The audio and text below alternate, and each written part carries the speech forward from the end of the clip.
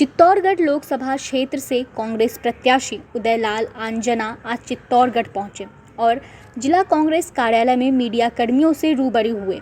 इस दौरान उन्होंने राष्ट्रीय तथा स्थानीय मुद्दों पर बेबाकी से अपनी बात रखी और दावा किया कि जनता में बदलाव का माहौल दिख रहा है।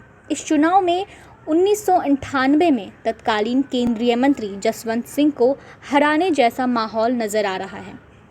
प्रदेश अध्यक्ष और भाजपा प्रत्याशी सीपी जोशी को आड़े हाथों लेते हुए कहा कि वे पिछले 10 साल से इस क्षेत्र से सांसद हैं, लेकिन उनके खाते में एक भी उपलब्धि नहीं है। केवल लच्छेदार भाषण देकर लोगों को बड़क लाने का काम कर रहे हैं। क्षेत्र के किसानों और आम लोगों की पीड़ा बताते हुए केंद्र की सरकार फसलों पर समर्थन मूल्य की घोषणा जब तक करती है कि तब तक किसान अपनी जिन्स बाज़ारों में बेच देता है। औने पौने दामों में फसल बेचने को मजबूर किसानों की सुध आज तक भाजपा प्रत्याशी नहीं ले रही है। और बाकी जो मोदी जी गारंटी दे रहे हैं तो मैं मोदी जी की गारंटी की तारीफ करता हूं, लेकिन पहले उन गारंटी की मांग करता हूं जो गारंटी उन्होंने 2014 में भारतवर्ष की जनता से दी थी। उस गारंटी को अभी तक पूरा क्यों नहीं किया? उस गारंटी को पूरा कर दे तो पूरा हिंदुस्तान मान लेगा कि हाँ मोदी जी अपनी गारंटी सही तरीके से देते हैं। बाकी तो चुनाव के मुद्दे उनके पास है, इसके अलावा और कुछ नहीं। ये तो राष्ट्रीय बात हुई और बाकी स्थानीय मुद्दों पर मैं सीपी जोशी साहब सांसद साहब के सामने चुनाव लड़ रहा हूँ। उन्होंने 10 साल तक चित्तौड़ जिले के लिए कुछ भी नहीं किया और विशेषकर अफीम काश्तकार बहुत ज़्यादा दुखी रहे। अफीम काश्तकार के अलावा दूसरे किसानों की भी कोई सूद नहीं ली।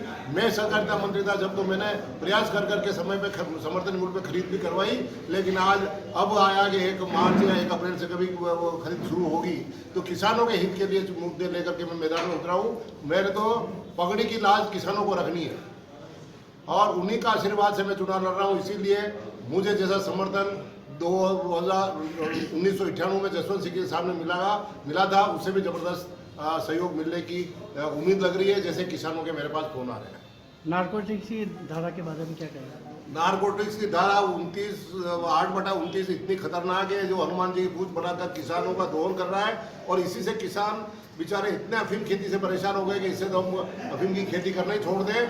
मतलब 5-5 साल पहले कभी माल दिया नहीं दिया, 2 ही दिन माल दिया था, यूँ करके उनसे वसूली हो रही है। एक से 5 लाख 6 लाख 7 लाख जैसा मकान देख लेते हैं, पक्का मकान है, अच्छा मकान है, तो उस हिसाब से पुलिस की रेड हो जाती है, नारकोटिक्स वालों की रेड हो जाती है।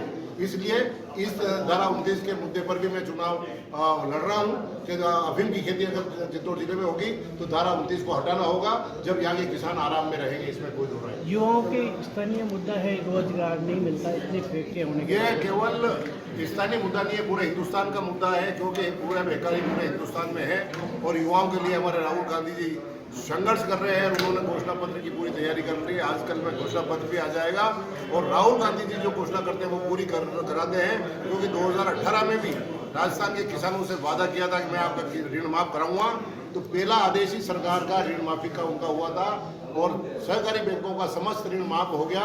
एक भी जगह से कोई शिकायत नहीं आई, ये हमारी उपलब्धि है।